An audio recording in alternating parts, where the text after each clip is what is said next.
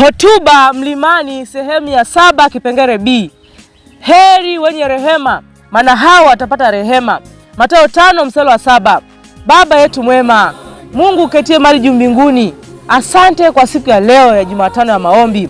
Watoto wako tunakuja mbele zako tukiwa na wingi wa shukrani kutoka kwako kwa makuu ambayo umetutendea.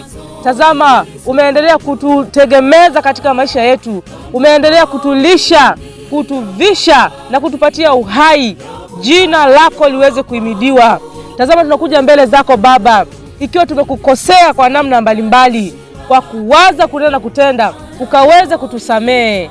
Unapotusamehe Baba, tunaomba sasa ukanene nasi kupitia Roho Mtakatifu, ili kupitia Roho Mtakatifu ukaweze kutupatia upendo ambao upendo umejaa na huruma, na kuwaonea huruma watu wanaopotea ili tukaweze kuwaokoa. Tunaamini umetenda kupitia jina la mwanao Yesu Kristo. Amina. Mpendwa msikilizaji wa Think Big, wenye rehema huwa ni washirika wa tabia ya Mungu. Yaani huwa wana tabia kama ya Mungu. Mungu wetu mpendwa huwa na tabia ya huruma na upendo. Hivyo na watoto wake huwa wana tabia ya huruma na upendo. Na hizo tabia hudhihirishwa kwao na watu huziona kwa nje hizo tabia. Na mpendwa wote ambao ushirikiana na moyo wa upendo wa Mungu watakuwa na haja ya kuwaongoa wengine, sio kwa laumu. Kristo akikaa katika mioyo yetu, basi atakuwako mafuriko ya wema na rehema. Mungu wangu, kuna wakati mwingine kumbe tunakuwa wazito kufanya kazi yako. Kumbe huwa muda huo tunakuwa hatujashirikiana na moyo wako wa upendo. Sasa basi shirikiana nasi Baba, ili utupatie upendo wako. Upendo wako ukikaa katika mioyo yetu itaamshwa kuwa na haja ya kuwaongoa wengine. Ondoa roho ya kuwalaumu wengine wanapokosea. Mpendwa msikilizaji wa Think Big, Mungu ametutuma twende kuwasaidia wale wanaopitia dhambi mbalimbali za siri ili wakaokolewe.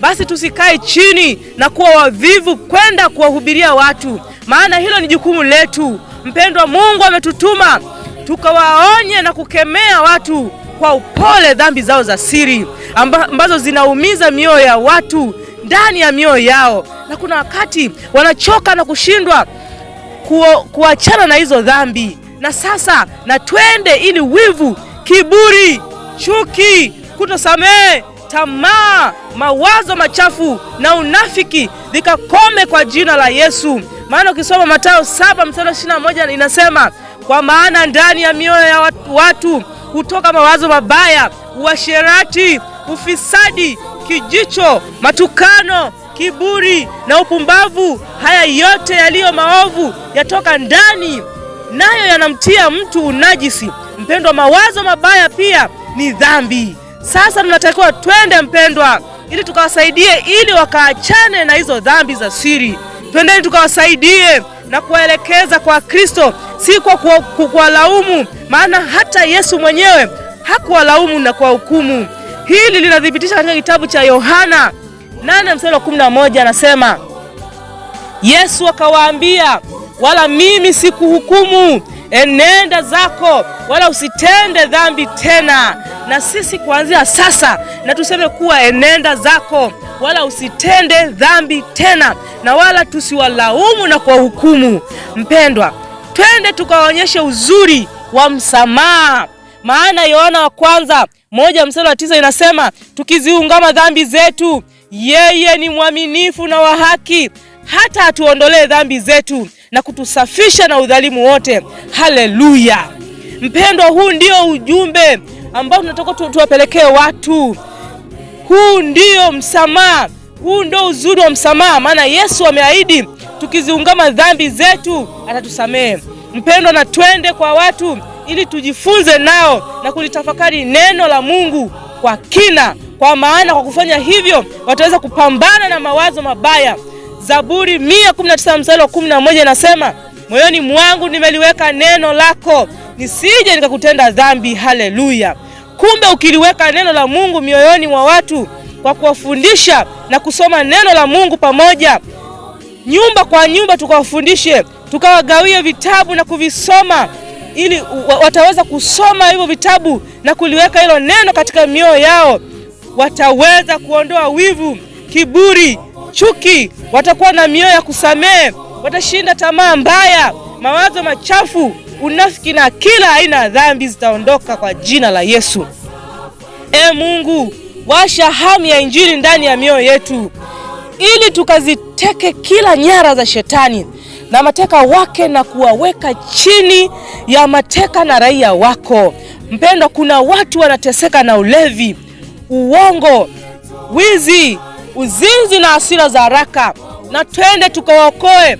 Maana Wagalatia 5:19-21 nasema, basi matendo ya mwili ni dhahiri, ndio haya: uasherati, uchafu, ufisadi, ibada ya sanamu, uchawi, uadui, ugomvi, wivu, hasira, fitina, faraka, uzushi, husda, ulevi, ulafi na mambo yanayofanana na hayo. Katika hayo nawaambia mapema, kama nilivyokwisha kuwaambia, kwamba watu watendao mambo kama hayo hawataurithi ufalme wa Mungu. Sasa tumeshajua kuwa watu wenye tabia hizo hawataurithi ufalme wa Mungu. Sasa basi na twende tukawasaidie, tukawaokoe ili waurithi ufalme wa Mungu. Mpendwa, twende mpendwa, ili tukawaonye na kuwaonyesha Kristo jinsi alivyokuwa na nguvu ya ushindi. Maana Wafilipi 4:13 nasema, na yaweza mambo yote katika yeye anitiaye nguvu. Mpendwa, Mungu wetu ana nguvu sana, nguvu zake ni za ajabu. Akitutia nguvu, tutaweza kuacha ulevi, tutaweza kuacha uzinzi, uongo, wivu, hasira za haraka na dhambi zote. Basi na tuendee sasa tukachote nguvu kwake, ili tukawashuhudie watu waweze kumjua Kristo na kuweza kubadilika. Baba yetu mwema, tunakuja mbele zako ili ukatutie nguvu na kuweza kushinda dhambi zote, na tuongoze katika kutubu. Na tukikaa kimya Baba, kuna maangamizi makubwa yatatokea, watu wako wataweza kuangamia. Asante Baba, tusaidie tukawaonyeshe watu waweze kutubu na kukataa uhusiano unaoleta kutenda dhambi. Wapendwa, kuna watu wanakwazwa na uovu wa jamii. Tukiwaendea na kuwasaidia, utashangaa Kristo akiwatendea kwa upendo na mioyo yao itafunguka na kuja kwake. Mpendwa, kuna watu wanatoa na kupokea rushwa, ukatili wa kila aina na unyanyasaji wa kila aina, unyanyasaji wa kijinsia, ukatili wa kingono, yaani kubakwa na kulawitiwa, ukatili wa kimwili, yaani kupigwa, ukatili wa kiakili, kutukana na kusema vibaya, ubaguzi wa kila aina, kutotenda haki na kukosa huruma, vyote vikakome kwa jina la Yesu Kristo. Sisi ndio wakwenda ili kukomesha haya yote.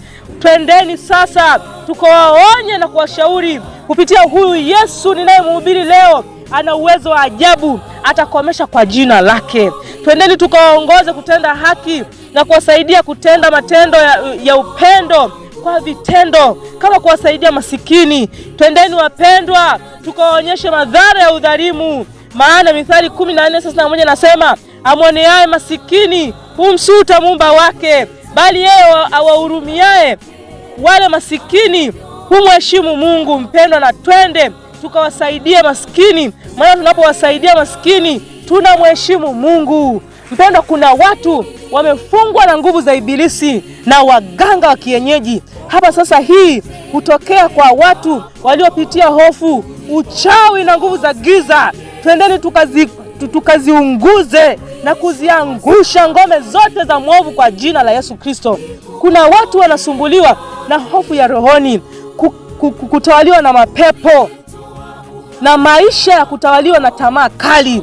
Wapo waliosumbuka na kwenda kuwategemea waganga wa kienyeji. Twendeni sasa tukawaonyeshe Yesu ambaye ni mganga mkuu asiyeshindwa na chochote. Shetani ana nini huyu hata tumtegemee? Shetani hana lolote. Huyu anasubiria moto wa milele na malaika zake waovu, yaani mapepo na majini. Twendeni tukavunje vinyamkera vyote na mkuu wao Shetani, maana jeuri tunayo na uwezo tunao kutoka kwa Mungu. Ili kujua hili sasa kuwa ametupatia huo uwezo, soma Luka 4:18, anasema Roho ya Bwana yu juu yangu, kwa maana amenitia mafuta kuwahubiria masikini habari njema, amenituma kuwatangazia wafungwa, ikiwemo na watu wanaosumbuliwa na mapepo, majini, nguvu za giza na dhambi zote, kufunguliwa kwao, na vipofu kupata kuona tena, na kuacha huru waliosetwa. Haleluya. Na Matendo ya Mitume 10:38, habari za Yesu wa Nazareti, jinsi Mungu alivyomtia mafuta kwa Roho Mtakatifu na nguvu, naye akizunguka huko na huko akitenda kazi njema na kuwaponya wote walioonewa na ibilisi, kwa maana Mungu alikuwa pamoja naye. Baba yetu mwema, tazama tupatie Roho wako Mtakatifu na nguvu pia, ili tukazivunje nguvu za giza na kuwaponya wote walioonewa na ibilisi, kwa maana ukiwa pamoja nasi tutaweza kukabiliana na Shetani ana kwa ana na kuweza kumshinda kwa jina la Yesu Kristo.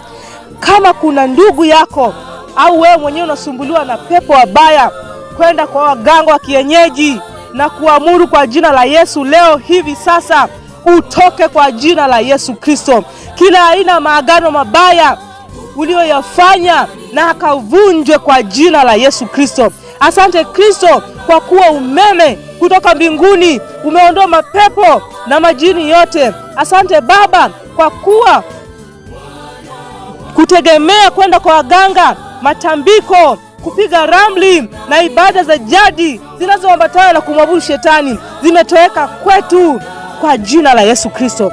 Sasa sisi tunakutegemea na kukuabudu wewe peke yako. Nao umesema katika Yakobo 4:7 kuwa mpingeni Shetani naye atawakimbia. Sasa tunampinga kwa jina lako Yesu Kristo. Asitawale fikra zetu, akatoweke kabisa kwetu kupitia jina la Yesu Kristo. Mpendwa msikilizaji wa Think Big, natamani uzisikilize hizi nukuu za mtumishi wa Mungu Ellen G. White aliyevuviwa na Mungu na kuandika hizi nukuu. Kikweli hizi nukuu zimetikisa moyo wangu. Hasa naomba Roho wa Mungu maradufu akatikise moyo wako, ili utambue kwamba hakuna mtu atakayefika mbinguni asiposhirikiana na Mungu katika kuongoa roho. Mpendwa mwandishi mashuhuri Ellen G. White amesisitiza kwamba kila Mkristo lazima afanye kazi ya kuokoa roho, na kwamba asiye jishughulisha na kazi ya Kristo hawezi kamwe kuwa na tabia itakayofaa mbinguni. Ukisoma katika kitabu cha Christ Object Lesson ukurasa 283, anasema kwamba hakuna mtu atakayeokolewa akiwa mvivu katika kazi ya Mungu. Lakini pia katika kitabu chake cha Desire of Ages ukurasa 195 hadi 196 anasema kila mtu atakayefika mbinguni lazima awe ameshiriki katika kazi ya Kristo ya kuokoa roho. Kwa hiyo Ellen G. White anaweza kuwa wote wa mbinguni huishi kwa kanuni ya kujitoa kwa ajili ya wengine. Kwa hiyo yeyote asiyeishi kwa kanuni hiyo duniani hata kuwa tayari kwa mbinguni. Pia kwenye kitabu cha Christ Object Lesson ukurasa wa 215 hadi 216 inasema wale wanaodai kuwa wafuasi wa Kristo lakini hawafanyi kazi kwa ajili ya wengine ni kama miti isiyozaa matunda, mwishowe utaangamizwa. Hii inaonyesha kuwa tusipofanya kazi ya Mungu mwishowe tutaangamizwa. Ukisoma kitabu cha Ministry of Healing ukurasa wa 104 inasema kazi ya Kristo ilikuwa kuokoa waliopotea, na yeyote anayemfuata lazima ashikilie kazi hiyo. Kwa hiyo kama mfuasi wa Kristo tunatakiwa tufanye yale yote aliyofanya Kristo kwa ajili ya kuokoa waliopotea.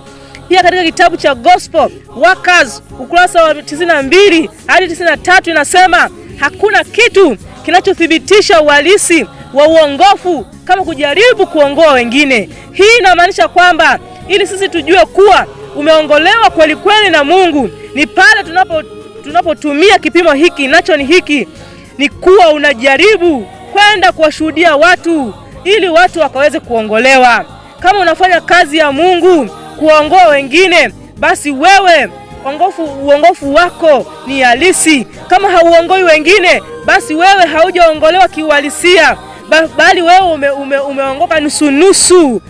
Basi sasa kwa kutambua hilo, na twende tukaongoe watu kwa kununua vitabu na kwenda kuwagawia wakavisome. Twende tukawafundishe watu nyumba kwa nyumba habari za Yesu, na tuonyeshe matendo mema ili wakayaone, na hayo kupitia matendo mema wakaweze kuokolewa. Twendeni tukawasaidia wahitaji, kama vile kuwapatia nguo, tuwalishe, tuwanyweshwe. Haya yote aliyofanya Yesu, nasi kama wafuasi wa Kristo lazima tuyafanye hayo. Baba yetu mwema, tusaidie kuwaokoa watu dhambini.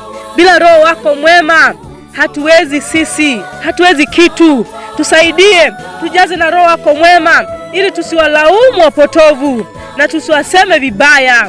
Tusiseme je, wamestahili kitu hata tuwasaidie, bali tuseme kuwa tunaweza kuwasaidia. Hata kama jamii imewatenga, wameonekana ni wakosefu, ni wabaya sana, sisi tuliojazwa na Roho wako hatutasema hivyo na kuona kama wanadamu wanavyowaona.